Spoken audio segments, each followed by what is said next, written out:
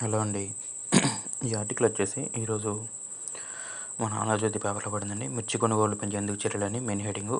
నిన్న వచ్చినటువంటి ఆర్టికల్ మిర్చి నల్లగా పోతున్నాయని దాని ఆర్టికల్ యొక్క సారాంశానికి రిప్లై అండి ఇది. మిర్చి యార్డ్ నుంచి వాళ్ళు ఆంధ్రజ్యోతి కథనానికి స్పందన. మిర్చి కొనుగోలు పెంచేందుకు చర్యలు చేపడతామని గుంటూరు మార్కెట్ కమిటీ కార్యదర్శి ఐ వెంకటేశ్వరరెడ్డి తెలిపారు. మంగళవారం ఆంధ్రజ్యోతిలో శీతలగిడ్డంగుల్లో రంగు మారుతున్న మిర్చి అనే శీర్షికతో ప్రచురితమైన కథనానికి ఆయన స్పందించారు. మార్కెట్ యార్డుకు రాష్ట్రంలోని వివిధ జిల్లాల నుంచే కాకుండా తెలంగాణ, కర్ణాటక నుంచి కూడా కొన్ని ప్రాంతాల నుంచి రైతులు మిర్చిని తీసుకొచ్చి విక్రయిస్తున్నారు. కొంతమంది రైతులు మిర్చికి ధర రాబోయే రోజుల్లో పెరుగుతుందన్న దాంతో శీతలగిడ్డంగుల్లో నిల్వ చేస్తున్నారు. గత సంవత్సరంతో పోలిస్తే ఏడాది మిర్చి రేటు రకం, నాణ్యతను బట్టి క్వింటాలకు 3-7 వేల రూపాయలు తగ్గింది. రైతులు మిర్చి అధిక దిగుబడి కోసం రసాయనాలు, ఎరువులు మోతాదు మించి ఉపయోగిస్తున్నారని, దీనివల్ల శీతలగిడ్డంగుల్లో ఏడాదికి రంగు మారుతుందని చెప్పి అన్నారండి.